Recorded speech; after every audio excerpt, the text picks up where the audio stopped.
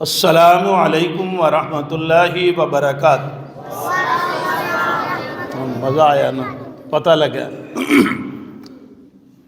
الحمدللہ وکفا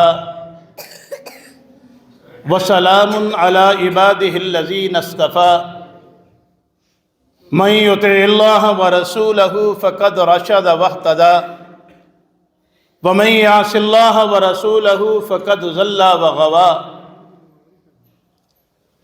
اللہم صلی علی محمد وعلی آل محمد کما صلیت علی ابراہیم وعلی آل ابراہیم انکا حمید مجید۔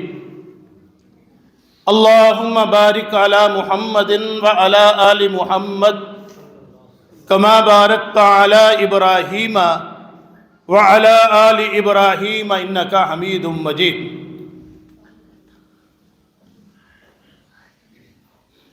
قال رسول اللہ صلی اللہ علیہ وسلم الدین النصیحہ۔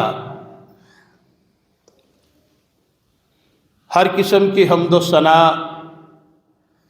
تعریفات، کبریائی، بڑائی، اعلیٰ کلمات اللہ وحدہ لا شریک کے لیے خاص ہیں، جو تن تنہا پوری کائنات کا خالق، مالک، داتا، مشکل کشا، حاجت روا، بگڑی بنانے والا، گنج بخش، غوث اعظم، دستگیر، غریب النواز اور رب العالمین ہے۔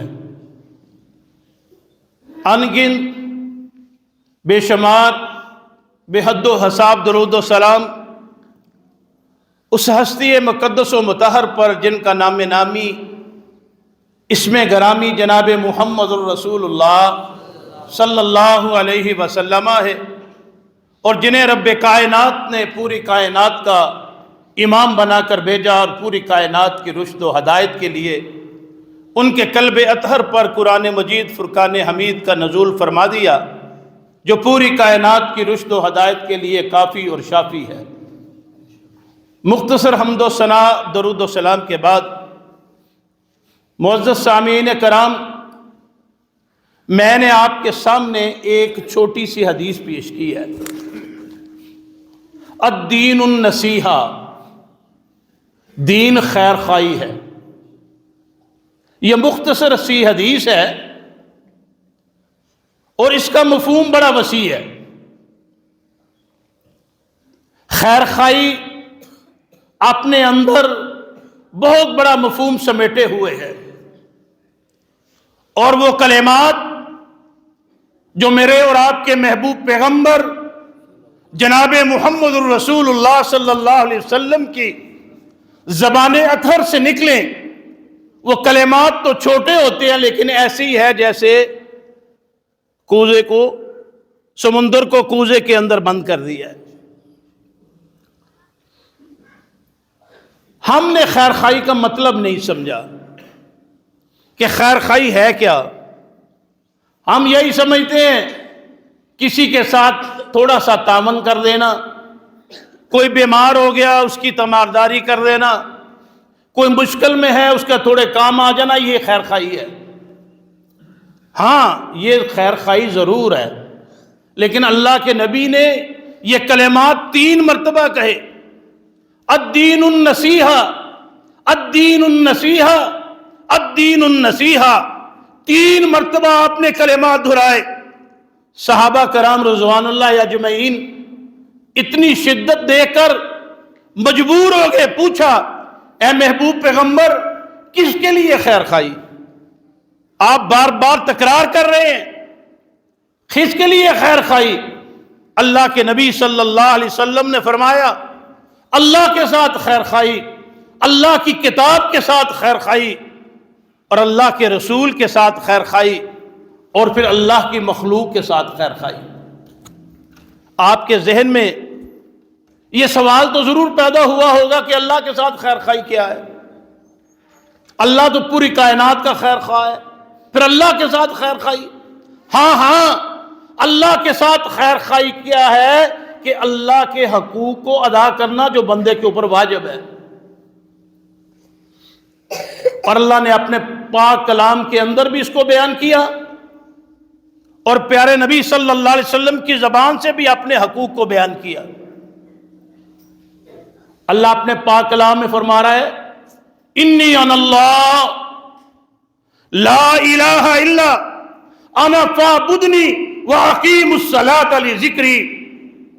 اے لوگوں کائنات میں بسنے والوں، انی انا اللہ، میں تمہارا اللہ ہوں، تمہارا خالق ہوں، مالک ہوں، پالنہار ہوں۔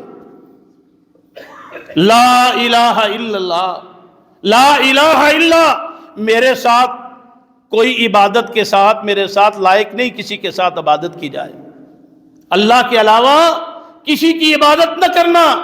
فاعبدنی، عبادت میرے اکیلے کی کرنی ہے۔ وَأَقِمِ الصَّلَاةَ لِذِكْرِي، اور میرا ذکر قائم کرنے کے لیے نماز ادا کرنی ہے۔ پیارے نبی صلی اللہ علیہ وسلم نے اپنی سچی اور سچی زبان سے فرمایا حق اللہ علی العباد ان یعبدوہ ولا یشرکوا بہ شیئا، بندوں پر اللہ کا یہ حق ہے کہ اس اکیلے کی عبادت کی جائے اور اس کے ساتھ کسی کو شریک نہ ٹھہرایا جائے، اس اکیلے کو اپنا پالنہار سمجھا جائے، حاجت روا مشکل کشا ایک اللہ کو سمجھا جائے، قیام اس کے لیے کیا جائے، رکوع اس کے لیے کیا جائے، جھکا اس کے لیے جائے، سجدہ اس کے لیے کیا جائے۔ یہ اللہ کا بندوں پر حق ہے۔ کیا آج ہم اللہ کا یہ حق ادا کر رہے ہیں؟ یہ اللہ کے ساتھ خیر خواہی ہے، بلکہ اللہ کی ہمارے ساتھ اور خیر خواہی بڑھ جاتی ہے کہ اللہ کے نبی نے فرمایا جو یہ کام کرتا ہے، اللہ کے حقوق کو ادا کرتا ہے، اللہ اس کے لیے جنت کو واجب کر دیتا ہے۔ آج معاشرے میں دیکھ لیجئے، ہر ایک نے اپنے اپنے الہ بنا رکھے ہیں، کوئی کسی کے پاس مشکل کشائی کے لیے جا رہا ہے، کوئی کسی کے لیے حاجت روائی کے لیے جا رہا ہے۔ ہمارا یہ توکل ہونا چاہیے، بھروسہ ہونا چاہیے کہ اولاد دینے والا کون ہے؟ اللہ۔ بارش برسانے والا کون ہے؟ اللہ۔ کسی کو مشکل میں گرفتار کرنے والا کون ہے؟ اللہ۔ کسی کو مشکلوں سے نکالنے والا کون ہے؟ اللہ۔ کسی کو اولاد عطا کرنے والا کون ہے؟ اللہ۔ یہ سارے کام میرے اکیلے اللہ کے ہیں۔ یہ اللہ کے ساتھ خیر خواہی ہے کہ اللہ نے جو ہمارے اوپر حقوق رکھے ہیں ان کو ادا کیا جائے۔ اور حدیث میں دوسرا کیا ہے؟ حق اللہ علی العباد ان یعبدوہ ولا یشرکوا بہ شیئا۔ اور اللہ رب العزت نے ہمارے اوپر جو 5 وقت نماز جو فرض کی ہے اس کو ادا کیا جائے، یہ اللہ کا حق ہے بندے کے اوپر۔ جو انسان ایک دن میں 5 وقت آ کر اللہ کے سامنے نہیں جھکتا، وہ اللہ کے ساتھ بے وفائی کر رہا ہے، وہ اللہ کا حق ادا نہیں کر رہا۔ آئیے دیکھیے، میں بھی دیکھوں آپ بھی دیکھیں، اپنے گھروں کی طرف نظر دوڑائیے، کیا میرے پورے کا پورا گھر نمازی ہے؟ میری بیوی 5 وقت نمازیں پڑھ رہی ہے؟ میری اولاد 5 وقت کی نمازی ہے؟ اکیلے اپنے آپ نماز پڑھنے سے جان نہیں چھوٹے گی؟ کیوں؟ آپ پورے کنبے کے نگہبان ہیں۔ کل قیامت کے دن آپ سے، آپ کی رعیت کے متعلق سوال ہوگا۔ پیارے نبی نے فرمایا کلکم راعٍ وکلکم مسئول عن رعیتہ، تم میں سے ہر کوئی اپنے گھر کا بادشاہ ہے۔ کل قیامت کے دن اس کی رعیت کے متعلق اس سے سوال کیا جائے گا۔ ہم خود تو آ جائیں، نماز ادا کر لیں اور پورے کا پورا گھرانہ نماز سے بے خبر ہو، تو ایسی نماز آپ کے کل قیامت کے دن کام نہیں آئے گی۔ یہ اللہ کا حق ہے 5 وقت اللہ کے سامنے جھکنا۔ پھر رسول اللہ صلی اللہ علیہ وسلم سے خیر خواہی کیا ہے؟ بات کو مختصر کرتے ہوئے، میں زیادہ دیر آپ اور حافظ عبد الوحید صاحب کے ساتھ جو ہے وہ درمیان میں زیادہ حائل نہیں ہونا چاہتا۔ رسول اللہ صلی اللہ علیہ وسلم سے خیر خواہی کیا ہے کہ آپ پر جو شریعت اللہ نے نازل کی ہے اس کی پیروی کرنا، جس کام سے آپ نے روکا ہے اس سے رک جانا، اور جو کام کرنے کا حکم دیا ہے اس کو بجا لانا۔ یہ رسول اللہ صلی اللہ علیہ وسلم کے ساتھ خیر خواہی ہے۔ اور جب ہم یہ خیر خواہی کریں گے ہمیں کیا ملے گا؟ ہمیں اس کے بدلے میں اللہ جنت کا وارث بنا دے گا۔ جو اللہ کے نبی کی تباہ کرتا ہے وہ اللہ کی تباہ کرتا ہے۔ اللہ نے اپنے پاک کلام کے اندر یہ بات لکھ دی ہے، وَمَا آتَاكُمُ الرَّسُولُ فَخُذُوهُ وَمَا نَهَاكُمْ عَنْهُ فَانْتَهُوا۔ جو اللہ کے رسول تمہیں دے لے لو، جس سے منع کر دیں باز آ جاؤ۔ یہ پورے کا پورا اسلام ہے۔ آپ ایمانداری سے بتائیے، اپنے آپ سے سوال کریں، میں اپنے آپ سے سوال کروں، کیا ہماری زندگییں نبی صلی اللہ علیہ وسلم کی زندگی کے مطابق گزر رہی ہے؟ جبکہ اللہ نے تو قرآن میں کہا لَقَدْ كَانَ لَكُمْ فِي رَسُولِ اللَّهِ أُسْوَةٌ حَسَنَةٌ۔ میں نے اپنے محبوب پیغمبر کو آپ لوگوں کے لیے نمونہ بنا کر بھیجا ہے۔ اللہ نے ایسی زندگی قبول کرنی ہے جو نبی صلی اللہ علیہ وسلم کی زندگی کے نمونے کے مطابق ہوگی۔ اور میرے بھائیوں، ہم سب عقل مند ہیں۔ جب ہمارے گھر کی بات آتی ہے، آپ اپنی ایک قمیص سلوانے کے لیے کسی درزی کے پاس چلے جائیں اور اسے ساتھ سیمپل دے دیں، ساتھ اس کو نمونہ دے دیں کہ اس نمونے کے مطابق آپ نے میری قمیص سینی ہے۔ جب آپ لینے جائیں وہ اس نمونے کے مطابق نہ ہو، اس سے بہتر ہی اس نے کیوں نہ سی دی ہو، آپ قبول کریں گے؟ آپ کہیں گے بھائی یہ میں نے نمونہ دیا تھا، آپ کو سیمپل دیا تھا، اس کے مطابق ہونی چاہیے۔ تو کائنات کے رب نے ہمارے درمیان اپنے رسول کو نمونے کے طور پہ بھیجا ہے، اور کل قیامت کے دن یہ نمونہ جو ہے اس کے مطابق جس کی زندگی ہوگی وہ کامیاب ہوگا، اور جس کی زندگی اس کے خلاف ہوگی وہ نامراد ہوگا۔ اپنی گھریلو زندگی سے لے کر اپنی کاروباری زندگی تک دیکھ لیں، کیا ہمارے گھروں میں اللہ کے رسول کی مرضی چلتی ہے؟ کیا شادی بیاہ پہ اللہ کے رسول کی مرضی چلتی ہے؟ ہم نے دیکھا ہے صف اول کے نمازی، اقامت کہنے والے، جب شادی بیاہ آتا ہے تو پوچھا جاتا ہے حاجی صاحب یہ کیا ہو رہا ہے؟ کہتے ہیں جی اولاد دے ہاتھوں مجبور ہے۔ او بھائی اولاد کے ہاتھوں مجبور نہیں ہونا، شریعت کے ہاتھوں مجبور ہونا ہے۔ ہماری غمی، ہماری خوشی دیکھیں کیا اس نمونے کے مطابق ہے؟ ہمارا گفتار، ہمارا کردار، ہمارا جینا، ہمارا مرنا، ہمارا چلنا پھرنا، کھانا پینا، سونا جاگنا کیا رسول اللہ صلی اللہ علیہ وسلم کے حکموں کے مطابق ہے؟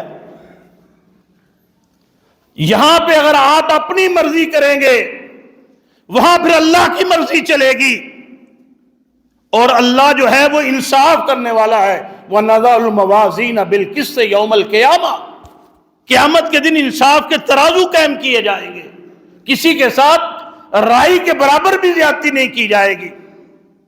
اور اگر یہاں آپ نے اپنی زندگی اللہ اور اس کے رسول کی مرضی کے مطابق گزار لی تو پھر وہاں آپ کی مرضی چلے گی۔ میرے بھائیوں، ہمیں جائزہ لینا چاہیے اپنے کاروبار کا۔ کیا ہمارے کاروبار حلال ہیں؟ کیا ہم تجارت ایسی کر رہے ہیں جیسی ہمیں اسلام نے بتائی ہے؟ چھوٹے سے چھوٹے کام سے لے کر بڑے سے بڑے کام تک ہر بندہ جو ہے وہ ظلم اور زیادتی کا شکار ہے۔ جو دودھ کا کام کرتا ہے اس میں پانی ڈال رہا ہے، جو مرچوں کا کام کرتا ہے اس کے اندر ملاوٹ کر رہا ہے۔ حالانکہ اللہ کے نبی نے فرمایا تھا فَمَنْ غَشَّ فَلَيْسَ مِنِّی، جس نے ملاوٹ کی وہ تو ہم میں سے ہے ہی نہیں۔